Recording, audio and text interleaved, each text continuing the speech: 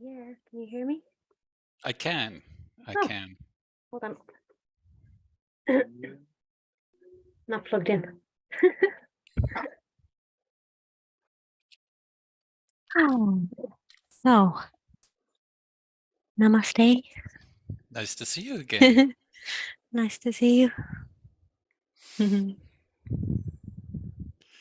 So, Oh, we're recording and live streaming. yeah. All right. Oh. Cool. Did you have a nice Christmas? I wrote to you about walking to the cat shelter Christmas Oh, yeah. morning. It That sounds was nice. unbelievably profound somehow. Mm. It was really loud Christmas Eve. Mm-hmm. Maybe it's a cultural thing, but people were Mm-hmm. reveling until like 2 o'clock in the morning or something. Oh, cool. So I put my earplugs in, and a neighbor lady said, "Steve, don't forget, 9 o'clock cat shelter." Oh, Normally it's 10. oh, I okay. said, I said, okay, I'm down. Mm. And I woke up at 9:20. Okay. So I was trying to make my feet move quickly, Mm-hmm. and I was feeling a little bit guilty, but that was just and so this, the self-talk, which is almost always there, was like such a great distance somehow, because I was overwhelmed by this incredible silence that I was walking through. Mm. That sounds Yeah, nice. yeah, it's Mm-hmm. beautiful, beautiful. Wish that for everyone. And speaking of wishing well for others, that brings us into chapter 3 of The Way of the Bodhisattva. So just as you were talking there, like I started hearing you talking double, like I heard you talking on YouTube as well. And I was like, so if you saw my face, like that was why I was trying to fix Oh, I thought I had switched into French unconsciously or something. And it. that would really be surprising to me. Oh yeah, that would be surprising. Can you speak French? No, not a word. Yeah. I like the title of this chapter. It's called Taking Hold of Bodhichitta. So you may want to comment on bodhicitta itself, but we're sort of using the definition of either the mind or the attitude of enlightenment to define it. Mm. And I don't um, really like the word enlightenment because I think there's too many ideas around it, and yeah, I don't know if there's really such thing. You know, the way like nowadays things are all talked about like on a scale or a spectrum, like everything's on a spectrum. So enlightenment sounds like it's kind of almost sold as if you've reached somewhere, but I don't see it like that. And I've never really heard anyone saying that. Maybe, I don't know. I think it's just, I don't even think in ancient texts or anything it's really like that. I think it's just kind of misinterpreted that like enlightenment is a thing. So, usually we're in a state of kind of suffering or something. So then we hear this word enlightenment and it's like, okay, that's our way out. So I'm here now and I need to get there, you know. And maybe it's a good model for kind of motivating us, but the longer we go on the path, and I think we have to accept that there isn't really a final place, like there's always more, more, more. But like, I mean, you can be enlightened in any moment. And enlightened, I suppose, would just mean you're enlightened to like who you are. So in that way, you can be enlightened in a given moment. And of course, there are people who are enlightened to who they are moment to moment to moment. But again, even maybe not every single moment. And I don't think anyone would claim to be enlightened every single moment. And if someone is claiming to be enlightened, they're probably not mm, because I don't know, it doesn't really match.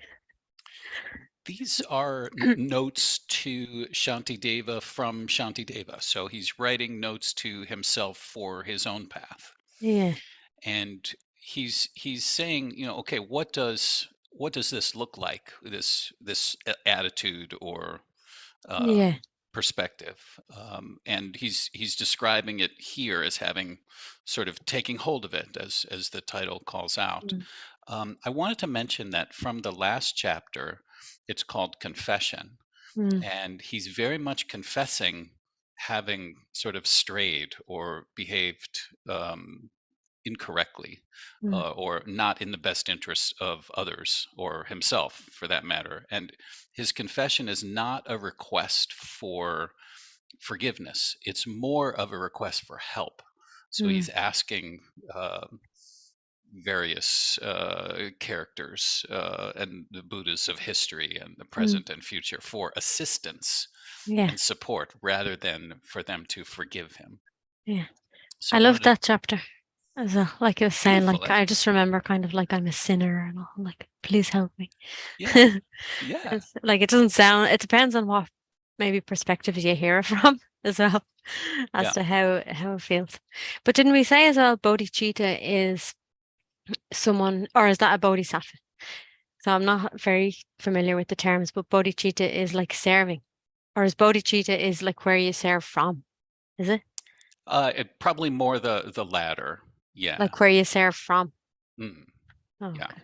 Yeah. And he's going to describe Yeah, his commitment to sort of expanding yeah, into this area in this yeah. chapter. And in a And way, he's they're in a way they're kind of like the same thing. Like I said, like from my perspective, like bodhicitta must be, or enlightenment must be, just being enlightened to who you are in a moment. So if you're enlightened to who you are in a moment, you're recognizing that you're not a separate person. So you're not going to be, your behavior is not going to be serving a me that doesn't exist. You're going to be in service. Whatever your action is in service to everything that is. And yeah. So in a way, they're kind of the same thing almost. and that's very much what he's talking about here. And he's going to just very beautifully expand on being in service to apparent others. Apparent. Could I start? Please. Okay. And feel free to stop me if you feel like sharing anything. Or Okay. yeah. Okay. So taking hold of bodhicitta. With joy, I celebrate the virtue that relieves all beings from the sorrows of the states of loss, exulting in the happy states enjoyed by those who yet are suffering. I revel in the stores of virtue, cause of gaining the enlightened state, and celebrate the freedom won by living beings from the round of pain. And in the Buddhahood of the protectors I delight, and in the grounds of realization of the Buddha's heirs. Their enlightened attitude, an ocean of great good that seeks to place all beings in the state of bliss, and every action for the benefit of beings. Such is my delight and joy. So this is really he's very much setting a context here. Um, every action for the benefit of beings, that he's committing to taking delight from that. Yeah. And so I join my hands and pray. The Buddhas who reside in every quarter, kindle now the Dharma's light for those who grope bewildered in the dark of pain. I join my hands beseeching the enlightened ones who wish to pass into nirvana. Do not leave us wandering in blindness. Stay among us for unnumbered ages. And this is from having read about what a bodhisattva is and does. Is my understanding is that they're committed to hanging around, hanging Yeah, around to help. Not ever leaving us. So yeah, there's just a real beauty there. I wanted to call out. yeah. It'd be terrible, wouldn't it, if like beings kind of um let's say became enlightened for lack of better words, and then they just, disappeared. Like poof. Like then like I don't know. There's no hope then. Like we Yeah, need we need that. They're like the light from inside the darkness in a there way. you go. Through These actions now performed, and all the virtues I have gained, may all the pain of every living being be wholly scattered and destroyed.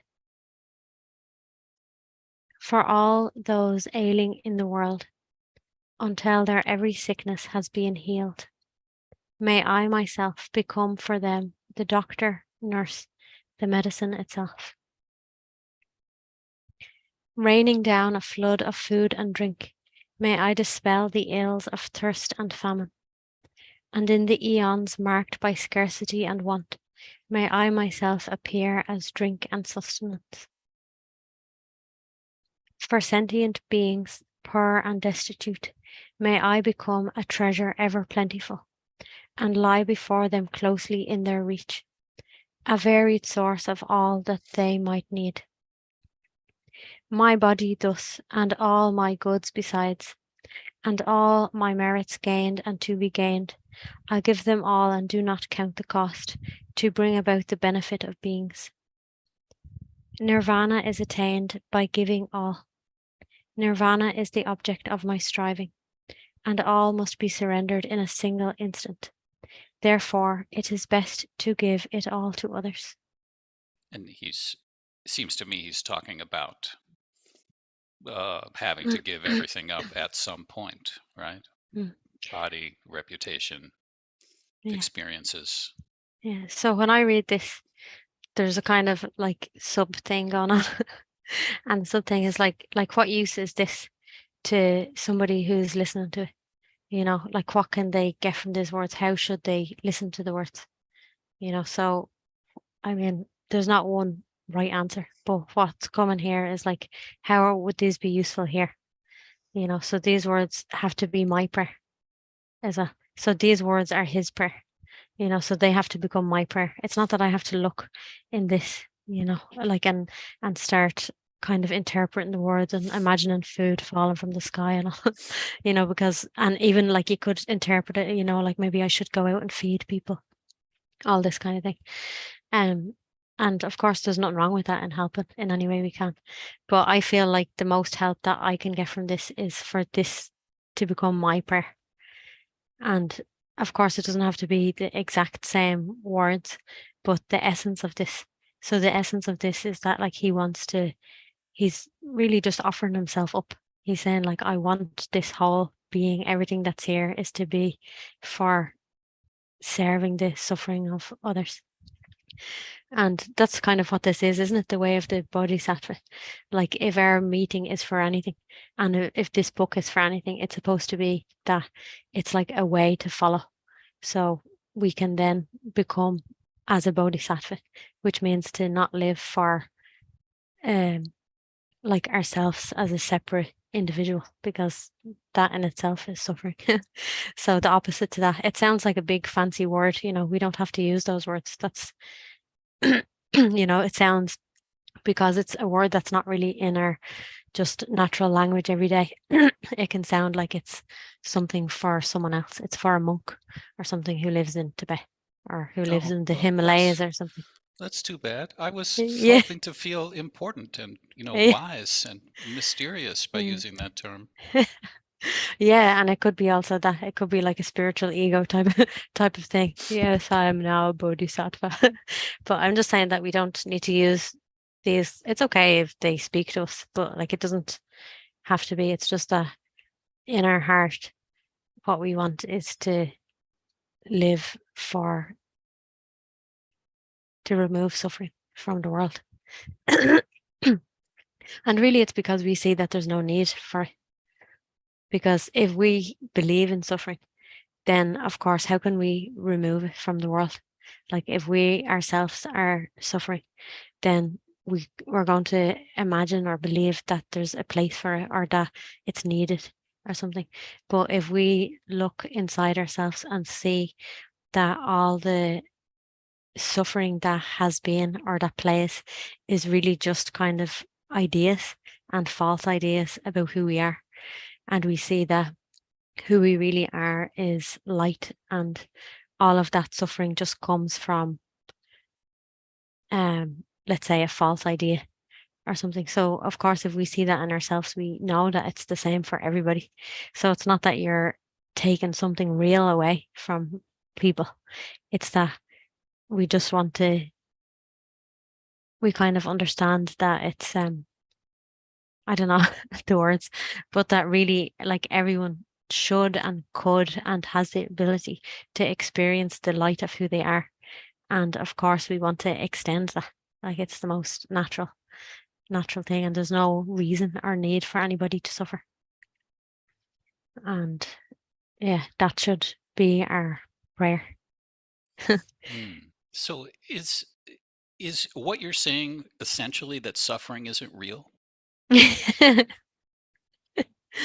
um, I wouldn't really like to say that because like it's, I've had these conversations with people before and to say something is real or unreal, like we can get very stuck in the words. Hmm. Um, and it can be very hurtful to people who are very much suffering, to just turn around and say, like, that's not real. So that's not what's meant, because that's kind of dismissive and it's very kind of unloving. So it's not either real or unreal. I don't feel it's just that our um the entirety of who we are and who we really are is not that suffers. So of course suffering does feel real when we're experiencing it. And like I don't want to deny that to people. Um it's just that we don't have to. That's not what we have to experience. And maybe better words will come to kind of shine more light on that, because I know that the words aren't,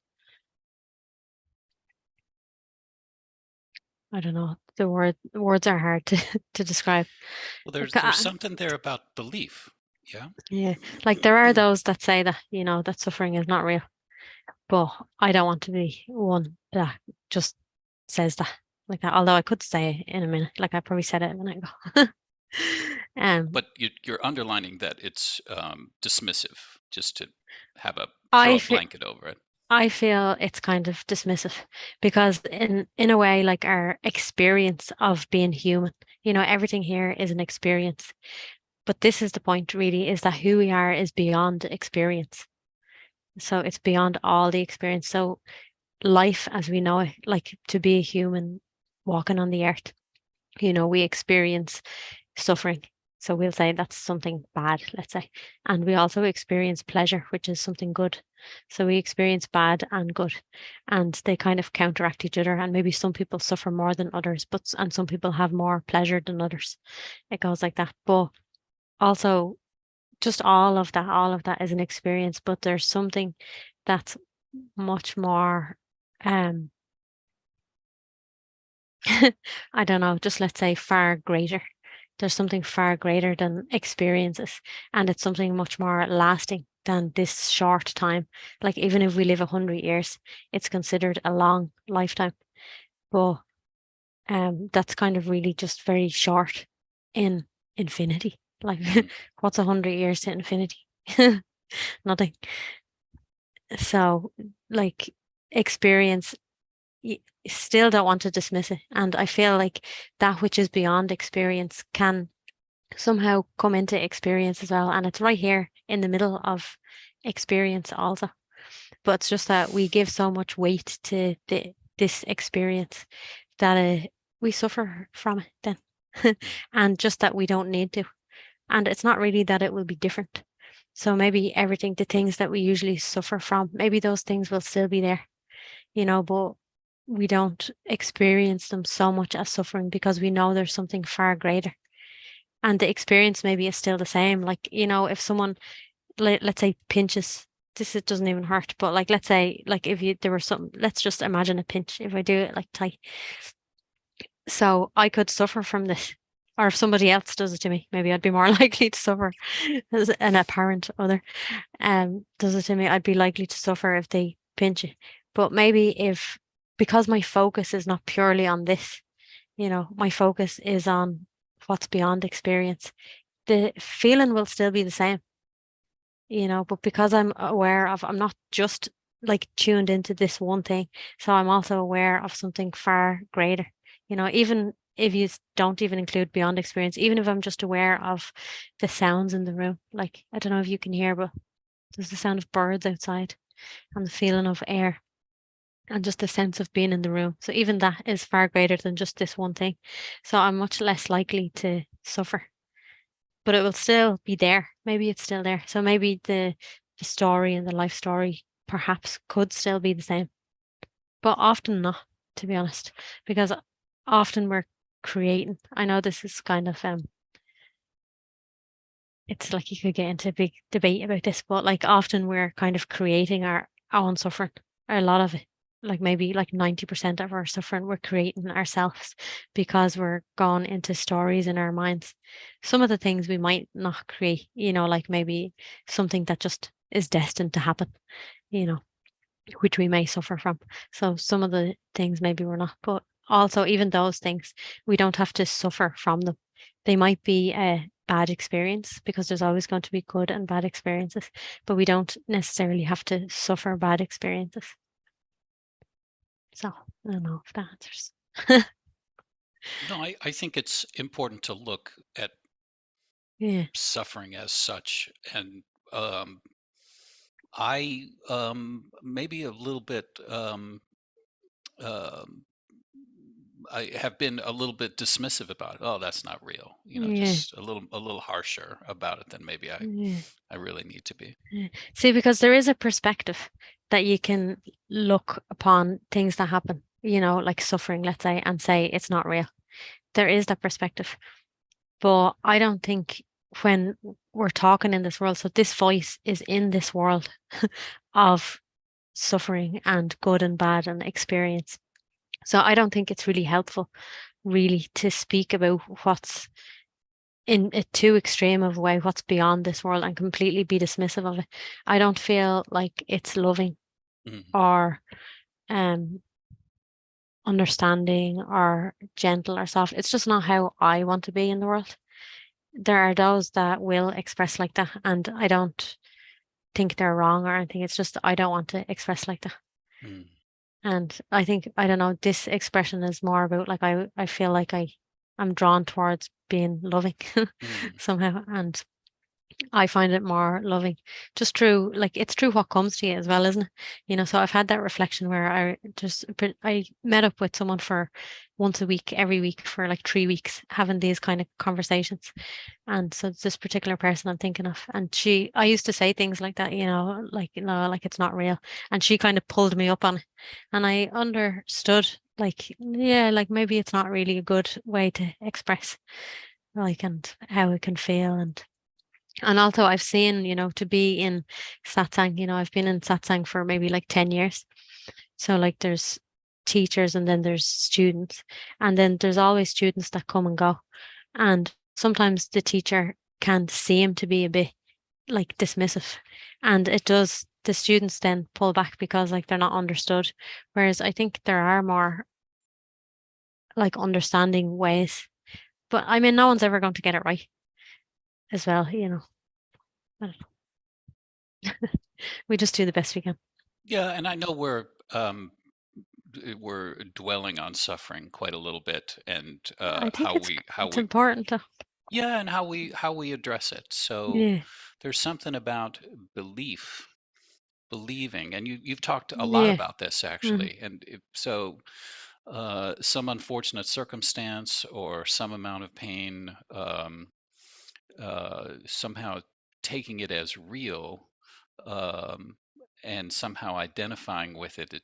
There's an element, at least from this perspective, of that actually makes it worse somehow, like indulgent in a way. yeah. And that's why, Ramana Maharishi has that question, like, who am I? And his whole lineage, which I know you're pretty much in as well, because you're with Hanuman and Gangamera. So they're really carrying that same message, even if their way of sharing it is a little bit different. But it's really like fundamental and like so important. And really all spirituality comes to that in the end, like that we have to recognize who we are. Because if we don't recognize who we are, of course we're going to believe all different kinds of things. Like, so we're taking when we get born into the world, we take ourselves to be this body, and the whole world is telling us that this is the way it is. As soon as we're born, like our mother is saying, "Oh, hello," and they give a little name, "Hello, Steve. Oh, Steve, you're this, you're that, you're this, you're that." So we're going to, like, we just naturally, it's meant to be like that as well, that we kind of take on the ideas, and we take on ourselves to be this body mind. Um, yeah, so it's natural that we're going to believe this and that. So even if someone then, so you take yourself to be Steve, and then if um lots of people then come to you, like half the people you meet come and say something about the way your body looks, and then they say this is bad, like it's really bad to have blue eyes. It's really bad to have blue eyes. Then you start to believe, well, you see, okay, I do have blue eyes, and all these people are saying it's bad to have blue eyes, and you really are in a state of not knowing because that's our kind of natural thing. Like we don't know anything at all. So like everyone or half the people even that you meet are saying like, no, it's terrible to have blue eyes. You're going to believe them, you know. But then if we come to ask like who we really are, then we find that we're not really this body mind at all, because you have a sense of who you are, like just a sense of, like it's just a kind of a feeling, isn't it? Like okay, I'm here. And you definitely know you're here. You don't need somebody else to tell you that you're here. It's just like, of course I'm here. And it's not because it's a thought. It's not because someone told you you're here. You can feel it, so you kind of like can follow it, and not even follow it because it's right here, but then more like asking like, what is this? What is this? And then even any feeling that you have, you're recognizing that you're aware of it, so even like the feeling of me might be like a sense of, it could be like a kind of a sensation, but then all of a sudden, like as you're looking closer, closer, closer, maybe you notice like even that I'm not, because like that is reporting to something else that's here, and it's definitely me. Like it's definitely me because I'm here. Like it's not someone telling me. um so then we discover, you can't say you really discover what you are, but in a way it's not like a thing of the world. So words are a thing of the world, so words aren't going to um touch it. So any word that anybody might say is not it. But yeah, we all have the ability to look, and we also all have the ability to, in a way, see what we are. And it's not a thing. So all the words sound very mysterious, but our experience of it is not really that mysterious. Our experience of ourselves is very just natural, because this is what we are and this is what we've always been. And it's not any, like, it is totally amazing, but it's also not as well, because we've always been this. Like before we were a human, we were this, and we'll always be this.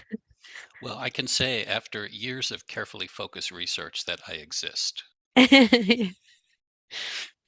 Yeah, so when we kind of see this, then it's much easier then to not believe anything, because you see what you are. Okay, so I'm doing like this with a hand, but a hand isn't like as if this is what I am. But then all the ideas come. So then someone comes and says, "Hi, Steve," and Steve is for your body. Like that's a name for your body. So you're kind of like, you'll say hi back. Of course, you can't be like, "I'm not Steve." But like you kind of know that also, that it's just an idea. It doesn't match this, what you're discovering and what you see yourself to be. What's the most natural and obvious thing. And that goes with all ideas, you're so angry. You're so this, you're so that, you're so this, you're so that. And of course it can take a while to disentangle some beliefs, because, we've been playing as Steve or Amba and everything that goes with them. We've been playing as them for quite some time. So they do have lots of ideas. Like maybe there are characteristics of Steve or ways that he behaves. Some things maybe just like more natural, like, but maybe some things are like kind of conditioning as well. So it can take some time to maybe to not believe them as well, Mm. and to not get caught up in them. But it's just like a matter of like checking over and over again. So if you can find yourself believing something. So you started off like this, like that suffering has something to do with belief. So we can feel like if we're suffering, like I'm probably believing something, you know. So if we kind of slow down, we can just kind of let it come to us. Like, what is it that we're believing? And it's not always like, you know, very quick like that it's gonna come in words or that it's very clear. Like, it's kind of, to be honest, it's probably like a life's work.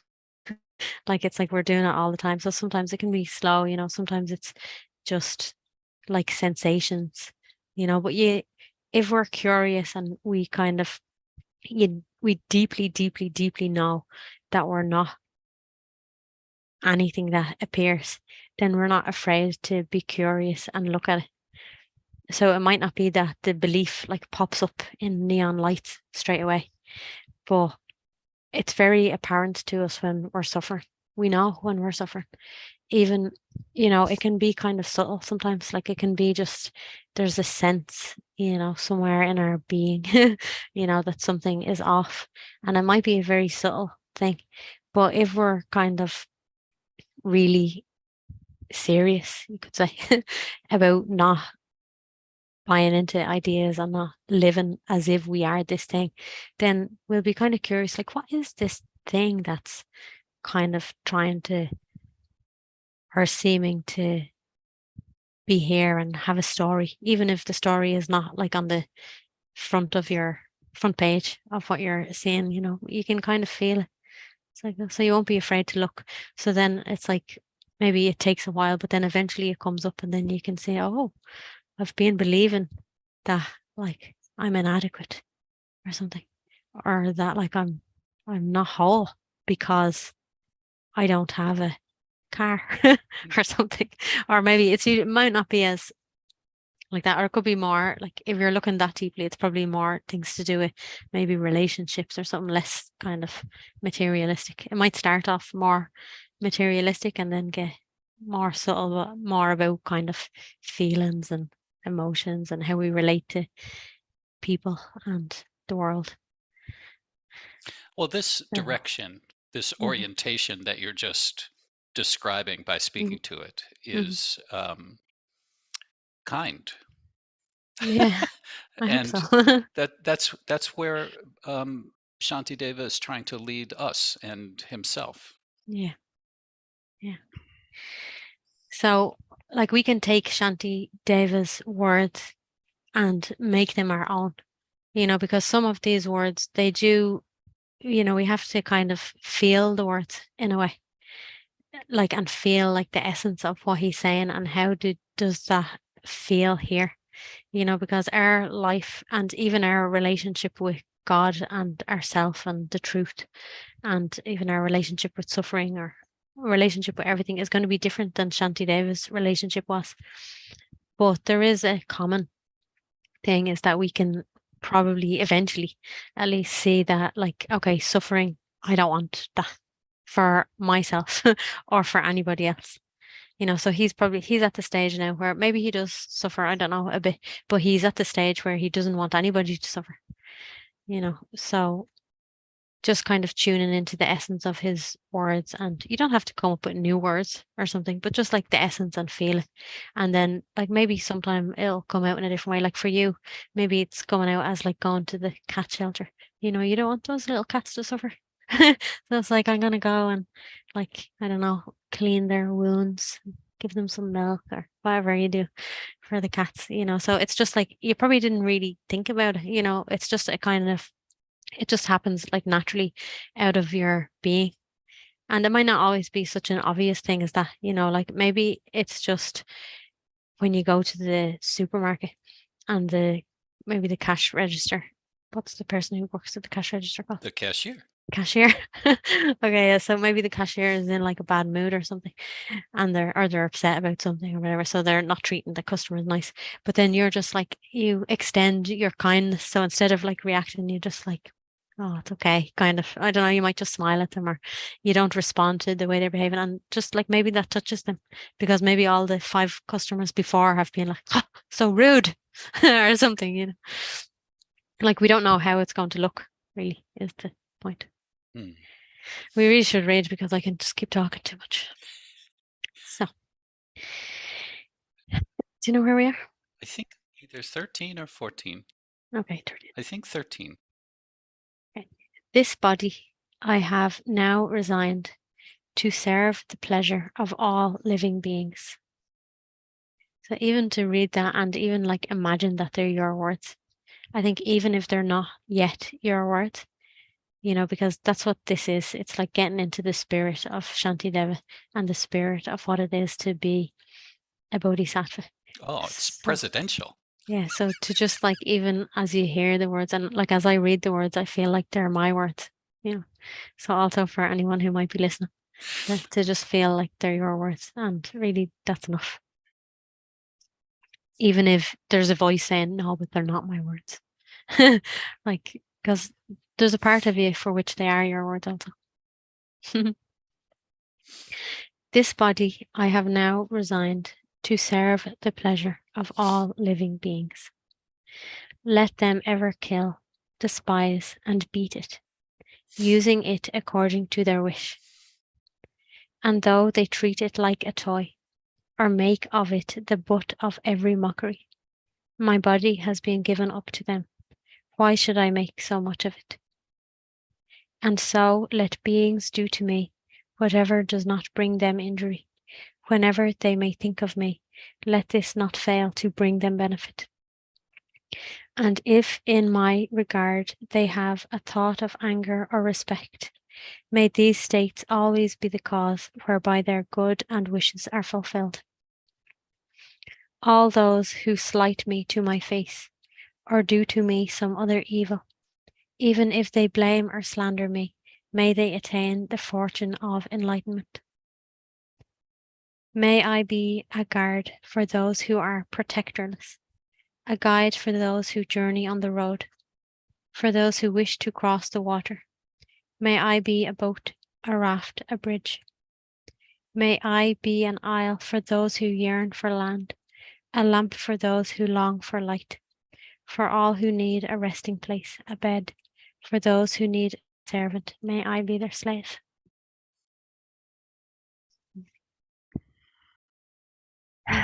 Would you like to read a few verses? May I be the wishing jewel, the vase of wealth, a word of power and the supreme healing.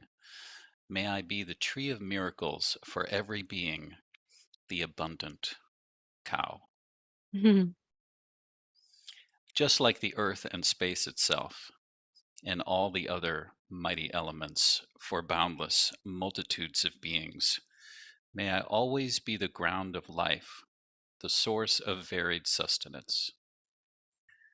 Thus, for everything that lives, as far as are the limits of the sky, may I be constantly their source of livelihood until they pass beyond all sorrow. Just as all the Buddhas of the past have brought forth the awakened mind, and in the precepts of the Bodhisattvas, step by step abode and trained, likewise, for the benefit of beings, I will bring to birth the awakened mind. And in those precepts, step by step, I will abide and train myself.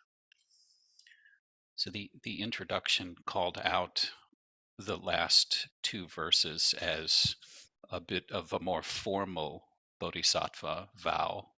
Mm, And people who are encountering this should understand that Shantideva was a Buddhist monk, so he had structured training mm, available to him.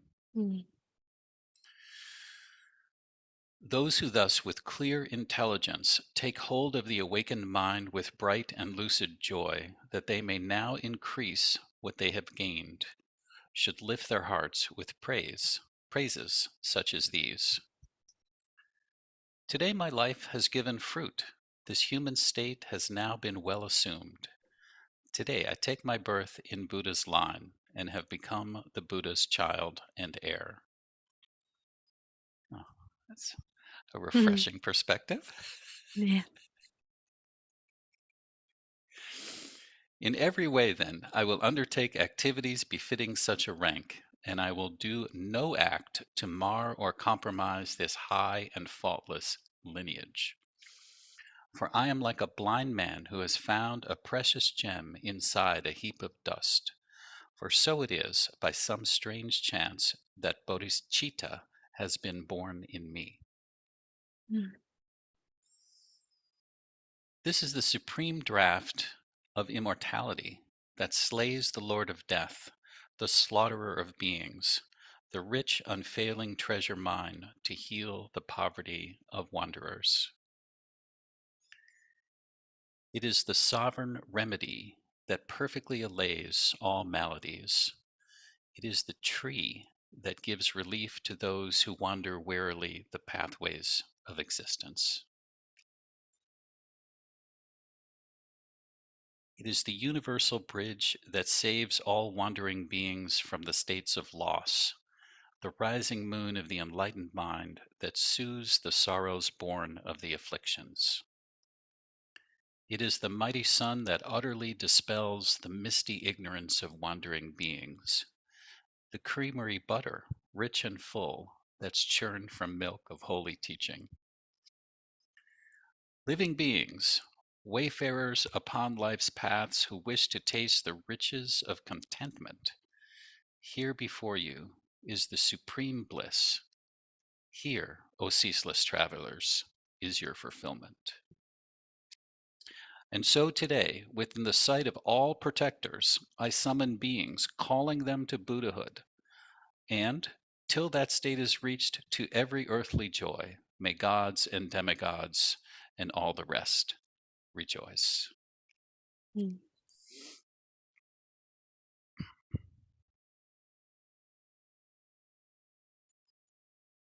That's all. Yeah, it's a relatively short chapter, but there's this real desire to just sort of rest in my heart now. Makes it easy when Amba's right there.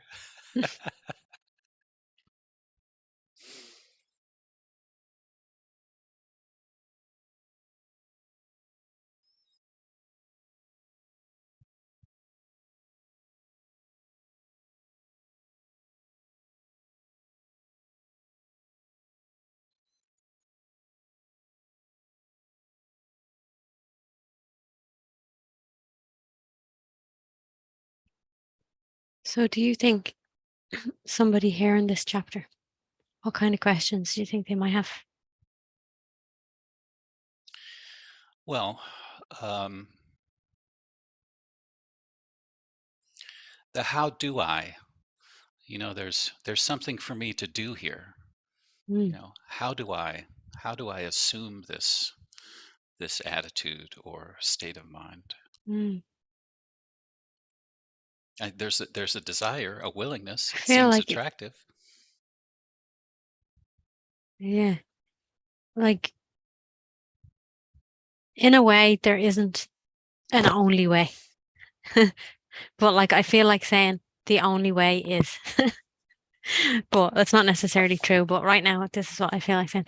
Like, the only way really to assume this kind of way of being and thinking and looking at the world is to leave the idea of a separate me. Like, you can't really have both. So it really does seem right now, it seems like it really is the only way. Like, you can't believe that you're a body mind, because if you believe you're a body mind, you're going to also feel like other people are body minds, and you're going to want to kind of serve all the different parts of this body mind. So this body mind, it's not just like, if it was just a body mind, and then it was just kind of like a neutral, vast, peaceful feeling within the body mind, maybe then, but it doesn't go like that. you know Usually, once you believe yourself to be a body mind, there's just so many other things that go with that, and so many other ideas. So we're going to want to serve, like we have desires, like I want to earn this amount of money because I want to have this type of lifestyle, um, or I want to have this type of relationship, and I'm not going to get that type of relationship unless I maybe feel like a certain way, look a certain way. And it can be cloaked in spirituality. you know, are cloaked in healing and all, so it can be, like, oh yeah, I want to have this job where I serve people. It can be cloaked like that. But it's like, I want to do the job of serving people. I want to be seen as someone who serves. It can be like that. Or it could be like, I want to have this wonderful relationship, with somebody. And the only way that I can do it is to heal myself, you know, of these kind of pains, So that seems like, oh yeah, that sounds good. um, but still, you're still kind of serving yourself. And they're not kind of mutually exclusive, because if you look to one person, like there could be that maybe there's two people. One person is kind of healing themselves of the past, let's say, so that they can have this wonderful relationship. So they're trying to serve themselves, really. They're healing so that something else can happen. And then the other person could be healing themselves, but you don't really know from the outside, but like from the inside, they're not healing themselves so that's something. It's more like just that they're putting themselves in a position of um who they really are. So healing is allowed to happen because healing is just like a natural thing that happens. It's not something that we do. Because I think that's something that happens in the kind of spiritual communities. It's like that we do the healing. We believe that we do the healing, but of course we don't. Like the only healing really is God. Or like, that's a big word for some people, but like God or like the Holy Spirit or really just even a more or less kind of religious sounding way is like to just be empty of ideas. That's the only real true healing, So even empty of ideas that I need to heal myself. Now, I know like when you say words, there's always like an argument, counter argument with anything you say. So you can never get it exactly right somehow. You know, giving up trying is Mm, a theme that we've come back to in our conversations a lot, yeah, and I'm remembering, certainly Mira and certainly Papaji saying, just give up the search. yeah, And the most profound moments are often when there's, literally no effort being made. yeah, And again, as you say, hard to approach that in mm, words. mm, But what yeah, happens then? yeah, What's observed then clearly is that love, compassion, bliss just sort mm, of bubbles up. yeah. And it's just a habit, you know, like so the word that's here right now, it's a different word for trying, but the word that's been here is strive. Like we're often striving to do something, isn't it? But it's not really a good feeling, so it doesn't feel good. So when we're very kind of, it's a form of suffering, really, to strive for anything. Like some people won't accept that because they want to strive. They're enjoying striving and all, and that's fine. So this is not for them. But for the people who really want to live for God, who this life is for others, really, and to be in service to like the one or all that is, then, we're not going to want to strive, but it's a habit. So anytime we notice it, that's it. All we have to do is notice it and recognize that it's not our choice anymore. So it might continue to come up. Like, I don't know, I was thinking about it the other day and writing about it. So maybe I saw it in myself. I can't remember right now, but I'm sure it can still continue to come. Like, in little ways, like, just a sense like striving for something. And then it's like, okay, you have to notice that maybe it goes a certain period of time where like you don't even really notice. But then it's like, okay, as soon as you notice, then it's just like, okay, but this is not my choice. I don't want to strive. And not even that I don't want to, but you don't need to, because who you are doesn't need to strive for anything. It's more like when you just are yourself, you just see how your life unfolds. Or like when you are yourself, you see how the characters unfold. It's just like watching a movie, really. Imagine like sitting watching a movie, how stressful it would be if you kind of overly identified with one of the characters. Like if you can think of a movie and you overly identify with the characters and you're kind of putting your feelings into it and all, it's like, oh, please, like, please don't turn that way. Please turn that way or so.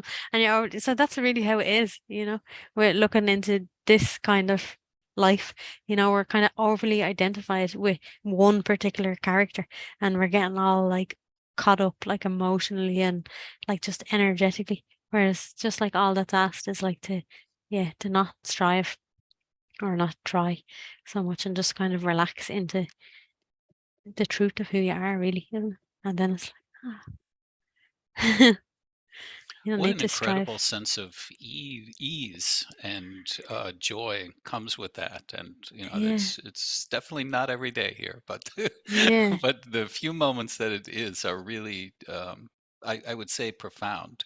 And as you were yeah. speaking, I thought about how I love to read detective mystery, where Mm. the main detective is just an absolutely tortured soul. And and the You reason like I to like read? these so much, the reason Yeah. I like it so much is because he's gonna get out of it, right? He's gonna Okay. solve the crime, right? He's Oh, a okay. tortured soul. He's an alcoholic. He's got a distant relationship with his son. Maybe his Mm. ex-wife is down on him, and he's been suspended from the force, but he still has to solve the crime, right? So, but when he does, there's a bit of light. There's Yeah, Yeah, there's deep relaxation at the end. Release.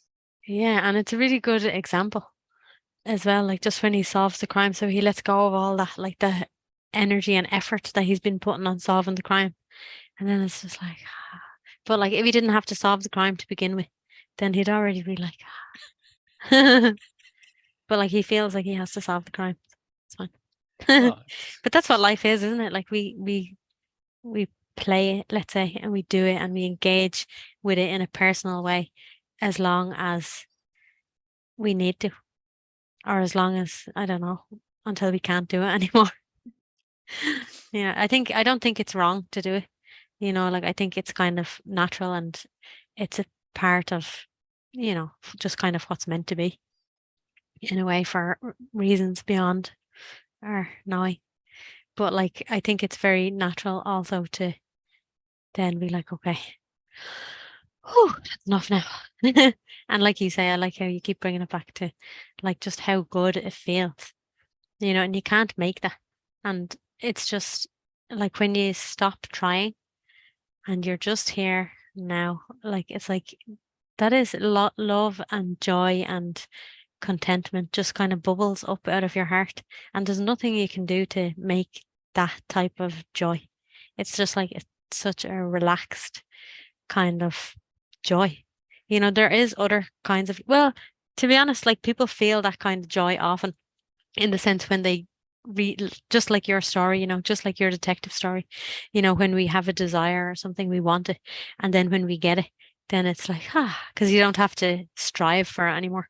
Or when you're, maybe you're working towards getting a particular job and then like maybe you have to put lots of effort into maybe studying so you'll have all the skills for the job and then maybe getting the interview and everything that you need to do to get the job. And then it's like, I got the job and you feel great, but then probably like you probably feel great for a short time and then you're in the job then. And then it's probably not as great as you imagined. Usually, I know there's like, I'm sure there's millions of people who've had that story. We all have similar stories. But it's like it's kind of like that, like building up the tension and then release, building up tension and then release. But the point is that we don't have to continue building up the tension. We can live in that released state all the time. So I guess that's all. So sometimes I have an argument with certain words. I don't have to. But like the released state is the enlightened state, really. But I just think there's so many ideas around what that is. Like it sounds like, oh, if you're in a enlightened state or release state, everything must be good, good all the time.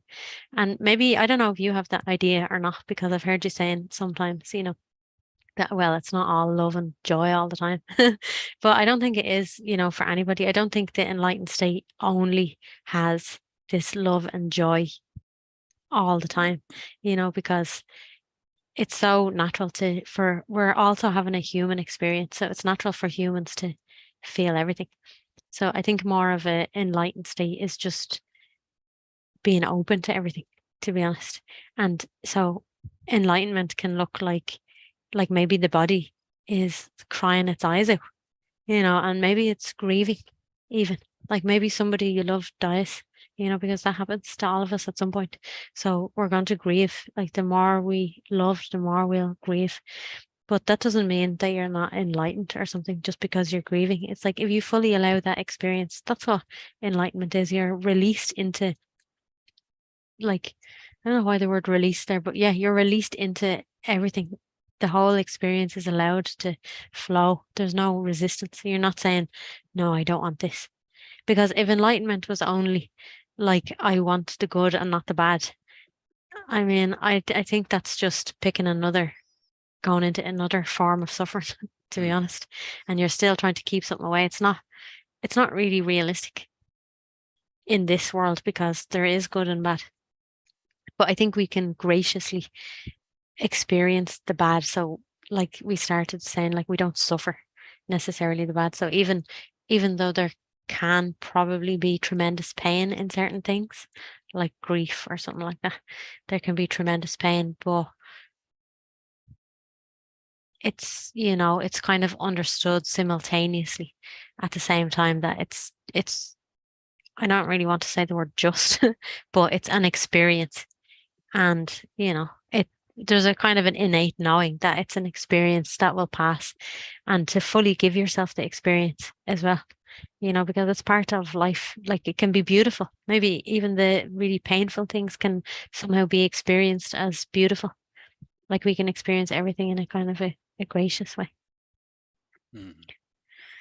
Yeah, Hanuman often speaks of having his heart broken just over Yeah, and over again, and that openness when you look around the world, and you know, yeah, there's a massive unnecessary war in Ukraine. I mean, yeah, you know, how can you not have your heart broken if you're at all open to that? yeah, of course.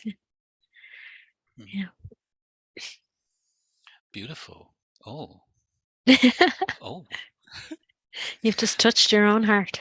Well, I see Amba really, really shining today. Very grateful to be with you and to be able to, really explore. And that's what we're doing, yeah? I mean, Mm. we can wrestle with the words, but with Shantideva as a third person in the conversation, I think Yeah, it's really set the stage for some really beautiful exploration to come out. yeah. So thank you to Shantideva Yeah. for writing this text, and to all the Buddhas and enlightened minds. It's so funny, like, to say like all the Buddhas and the enlightened minds, because there is no all the Buddhas and the enlightened minds. In a way, there's one, so in every single being, let's say, you could say there's like two parts, there's our enlightened part of us and the not so enlightened part of us. So it's just like that's all there is really. So this kind of thing, the not so enlightened part is the part that suffers, and the enlightened part is the part that doesn't suffer. So it's just like which one are we going to give weight to or give value to? So it's not that there's loads of different awakened beings. Like the awakeness is one. The awakeness is one. So the awakeness that's here is the same awakeness that's there, and the same awakeness that was in Shantideva, and the same awakeness that was in anyone. And anybody who's listened to this, whether they know it or not, has awakeness in them as well. And it's the same awakeness as all the Buddhas, same awakeness as Shantideva, same. There's only one awakeness. And to just recognize that in ourselves is what leads to not suffering. And it is also what leads to wanting to bring it out in other people as well. Somehow. Like that's what awakeness wants to do in a way, you can say like that. Mhm. Beautiful. Yeah.